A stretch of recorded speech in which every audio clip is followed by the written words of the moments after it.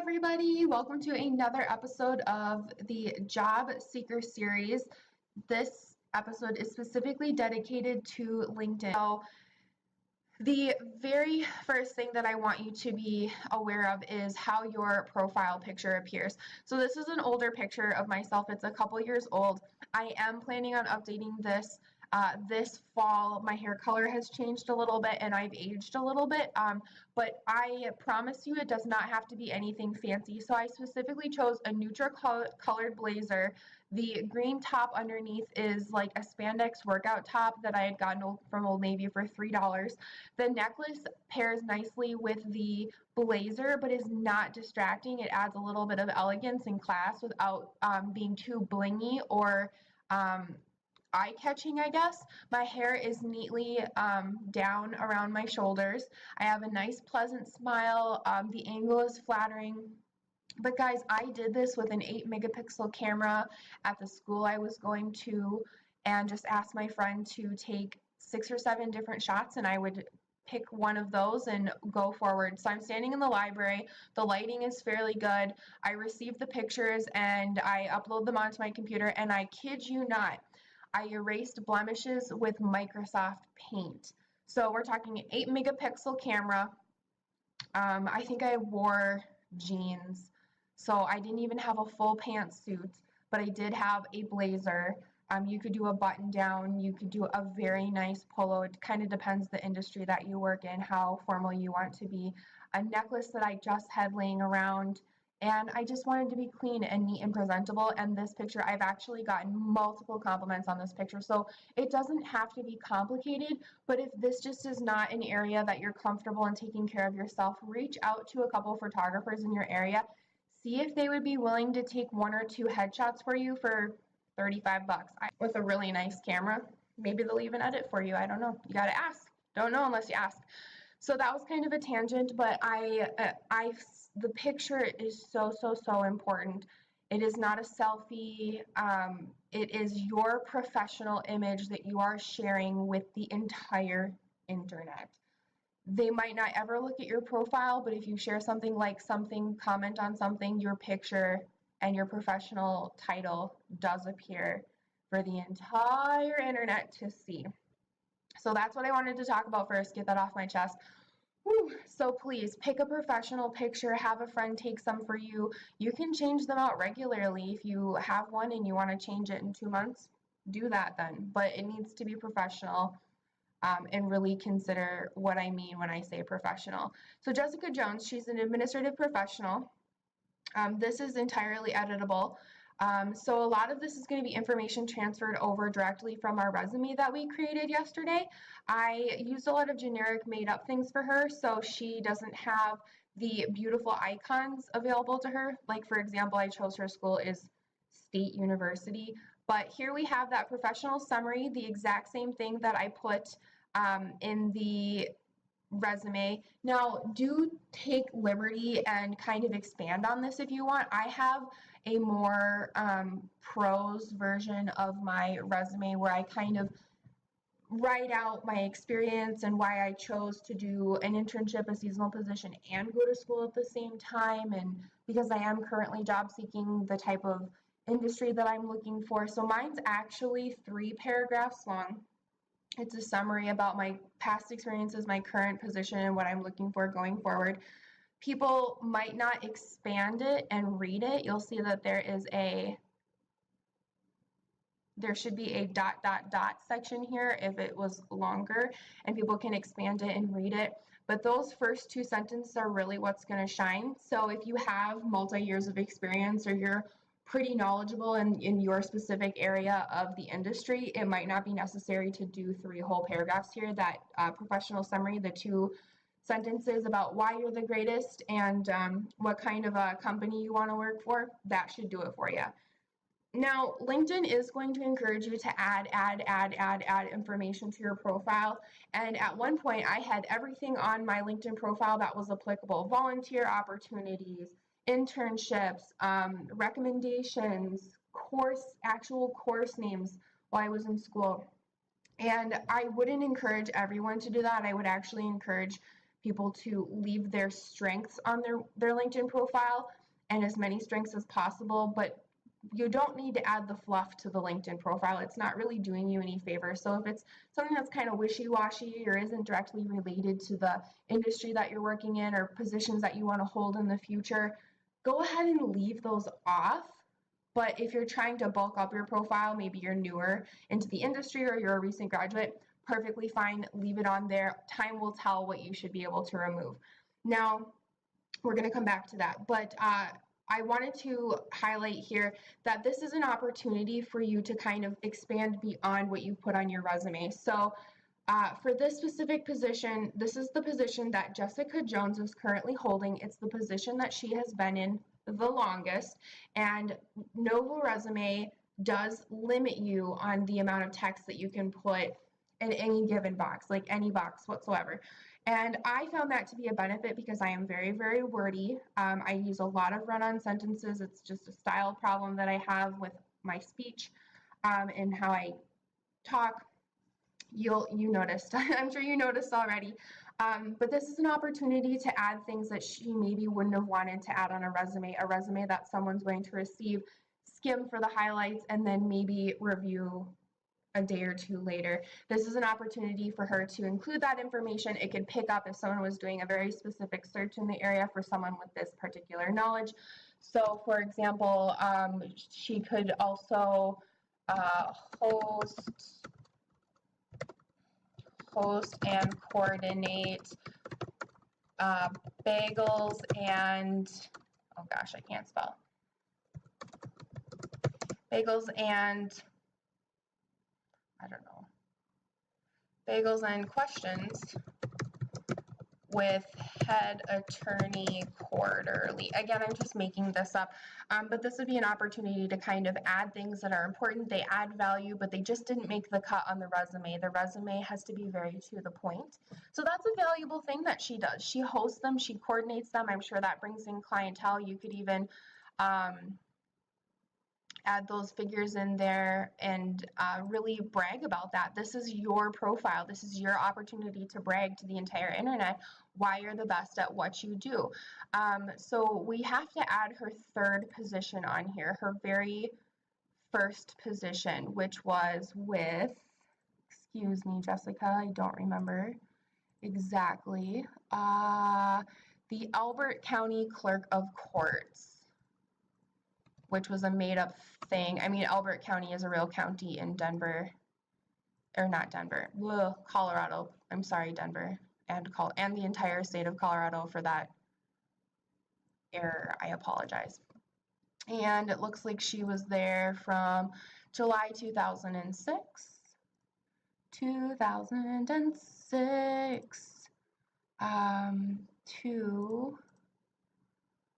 December 2006 because it was it's a made-up internship. So, and she's a go-getter. I bullet, just like I have them bulleted on my resume, I bullet, but if you're capable of putting this into a nice, brief, but strong paragraph, meaning that it doesn't have a lot of words and it doesn't have a lot of, and so forth, and therefore, because of, due to, and those really fluffy filler words, if you're able to put together your experience and your responsibilities into a real quick, to the point, strong, hearty paragraph, go ahead and do that. I leave mine bulleted because that's just how I prefer to read my information or others' information. It's just, for me, easier to break down and get to the point. And then there's one more thing that I want you to be aware of. So it looks like we've got, oh, she's an administrative assistant, but she was an intern. Okay. Sure, I'll do that. Now, if you ever have the opportunity to type in your company and there is a grayed out one versus a company that has a very nice icon, if it's the same company but just maybe you prefer to have it say Albert Company, Inc., but it's actually Albert Company on LinkedIn, and that's the one with the icon, go with Albert Company on LinkedIn. Make sure it is the exact same company and not its, you know, rival in British Columbia or something like that. But go ahead and choose the one with the icon because it's actually going to help the person research you further and research the industry that you've been engaged in. County clerk.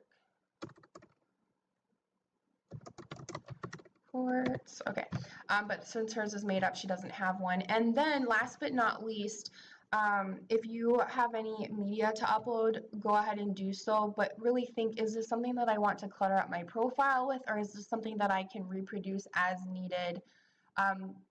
The other thing you have to consider is, do you want to constantly update your network? Now, I tweak my LinkedIn profile at least once a week, and every single change that you make gets broadcast to a portion of or your entire network. It doesn't always broadcast every single change to your entire network as a whole, but I leave this switched off strategically so that I can announce to my network via a post an accomplishment that I've just achieved, a new venture that I'm pursuing, something that I've learned about the industry that I'm trying to share. I want any sharing that I have on LinkedIn to be deliberate. When you post a new position, that's great. You get a lot of congratulations. But if you were to leave a position, or maybe you took forever to update your profile and you've already been working in the new role for 6 months, do you really feel that that's an appropriate time to notify your network and draw attention to that specific change? There might then be uncomfortable questions about why you left your last position from outsiders who kind of maybe don't need to have that information, and it's kind of none of their business. But hey, you just broadcasted it to the entire world, so you know, it's social media. They're going to ask, you know, they're not trying to cause harm or whatnot. They're just wondering. I mean, you did just broadcast it to the entire world. So I'm going to go ahead and hit save. No, we are not updating our entire network. Okay, so quick recap, the things that we've covered. We've covered the picture and the importance of having a professional picture. Also, please don't go sans picture unless you are trying to hide your identity, because then you should really reconsider whether or not you need to be on LinkedIn anyway. Just a thought. So professional picture, the professional title, this can be adjusted and changed to reflect your current position, your current education, and then we've also got your professional summary, which we've already talked about. You can have it a little bit longer. You can have just those 2 power sentences. It's really up to you. The experience, I went ahead and elaborated. I've added important details, but not just fluff. I didn't add content just for the sake of looking really smart, because look at every single thing I do every single day. It's really more about quality over quantity. We've added our other position, and we've decided not to share all of our changes with the whole wide world. We're going to go ahead and announce those intentionally, well thought out sentences. For example, I recently enrolled in a Coursera course, a business analytics specialization, and I was really happy to share that with my network. It's something that I'm personally very passionate about learning, and it's also something that's going to help me in my career as analytics becomes a greater and more obvious part of human resources. It's not a new thing, it's slowly integrating and becoming a crucial part of human resources. So I went ahead and I announced a well thought out, just 1 or 2 sentences. I think it was 2 sentences, saying the name of the school, and that I was excited to be starting, and what the name of the program was. And I was able to, you know, direct any questions, answer any questions, thank people for their comments and encouragement personally through messaging. So all those changes can be done, and then you can go ahead and announce the ones that are appropriate to announce. I've already inputted her education. These interests are something that you could honestly take or leave. It kind of organizes them for you, which is different.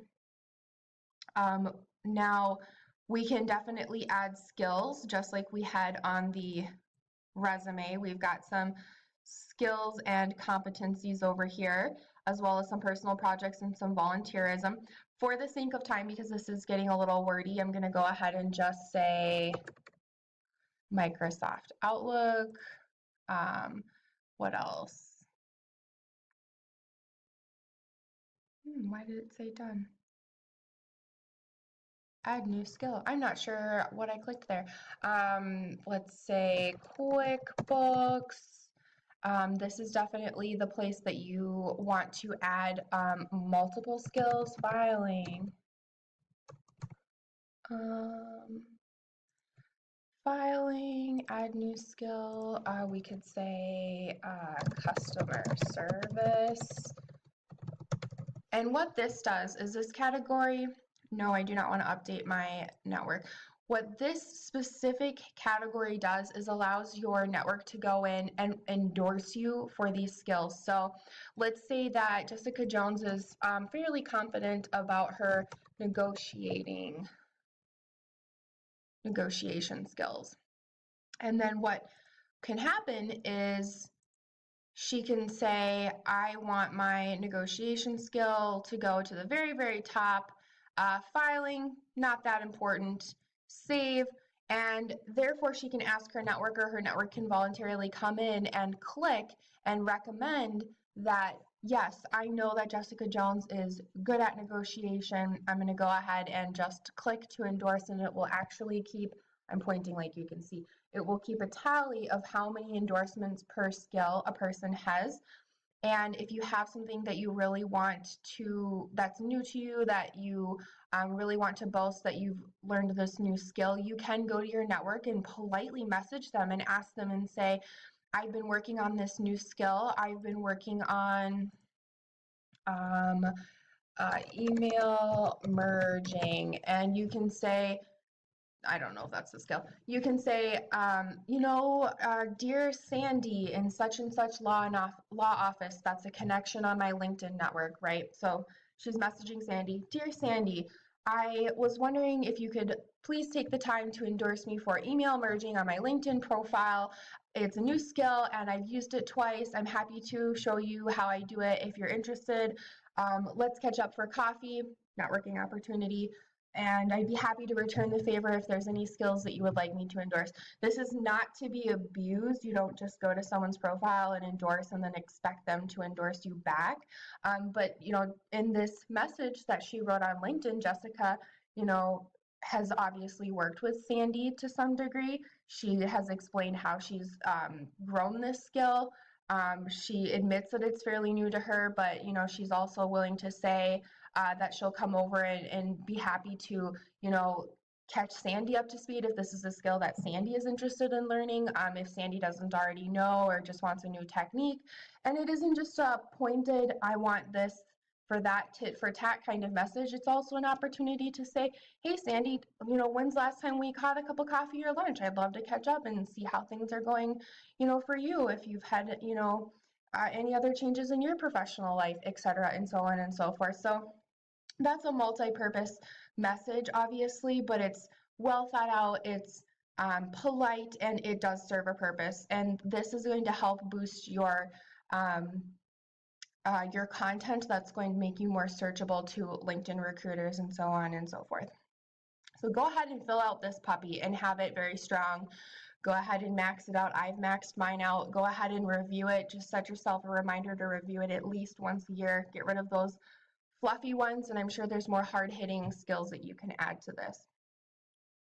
So now there's going to be your background photo. Now, this is really only if you want your LinkedIn profile to be just the rockstar LinkedIn profile that it possibly could be. Completely optional. You're not required to do it, but it does show up on mobile if someone's looking at your profile on mobile, and it does obviously show up on desktop. So you can leave it with just the regular run-of-the-mill background, or you can get fancy and you can upload a 1536 by 768 px size photo. Now, if you're not familiar with this, but you can Google search adding or changing the background on your profile, and a LinkedIn page will pop up.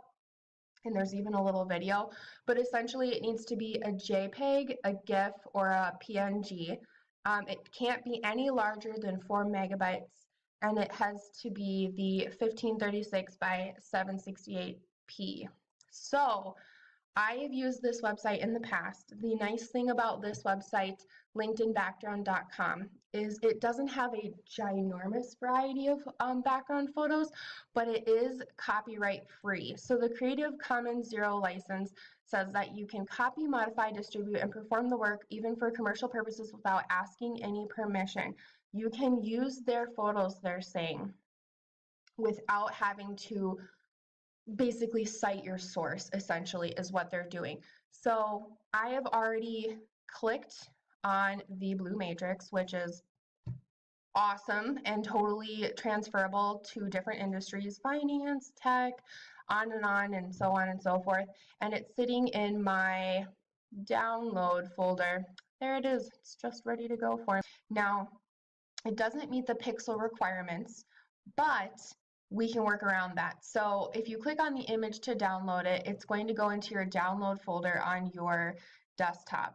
And here it is, the blurry matrix. So if we were to select that photo, the blurry matrix, which is what I've downloaded, you'll see all this gray space off to the side. Not the worst thing in the world, but it kind of defeats the purpose. You're trying to stand out here. So we're going to go ahead and hit cancel. We're going to do you one better. If you will simply open up your download folder, copy your blurry matrix. Well, you want to open it first. Works better. And then go into your Paint program. You can fix this super duper easy. Okay, so we're just copying this in, and then we're going to select the resize option. Now you have to remove the maintain aspect ratio and go ahead and type in the pixels manually. So what was that again? It was 1536 by 768. So wrong button. 1536 by 768, enter, and go ahead and save. Now I've already saved this, have it ready to go. I named it LinkedIn. So let's go ahead and see how that worked. I'm like squinting because my eyes are so tired. And there we go. We totally worked around it. Some pictures that's not going to work on because this one is blurry intentionally. If you do find a copyright-free service that will give you a background photo for your LinkedIn that meets those spec requirements for free, please comment below so we can share it with the group. So now you've got a fantastic background photo. Let me just zoom out here. You've got a fantastic background photo. You've got your picture so people know who they're messaging, your professional title, your professional summary. You've got your experience well laid out. The dates are clearly visible. You've got your education, and you've maxed out your skills and endorsements. Beyond that, anything that you want to add is entirely up to you. Recommendations are absolutely fantastic if you have past or present coworkers who are willing to actually write out nice recommendations. That's absolutely fantastic. But other than having these specific items, I would say that this is all that I have, and it's a very strong LinkedIn profile, and my profile is viewed by all kinds of people every single week. So if you have any questions, please leave them in the comments section below. I can go into more detail, but I feel like this is enough, along with all the plethora of articles on how to write a stellar LinkedIn profile. I feel like this is enough to at least get you started, and it's going to evolve over time, just as your career is going to evolve over time. So don't be afraid to go on here and make changes. If there's anything fascinating happening for you in the professional world, have a clear thought out plan and go ahead and announce it to your network. This is your space to brag. Just keep it professional, keep it to the point, and be careful if you're supposed to be sharing that information with someone in private through messaging, or if it's something that you do really want to broadcast out to the world. Keep your professional profile and your professional social media professional. So I hope that this was beneficial to you. If you have any questions, like I said, leave them in the comment section below, or you can email me at debtoverit gmail.com, and I will try to help you the best that I can. Thank you so much for watching, and have a great day.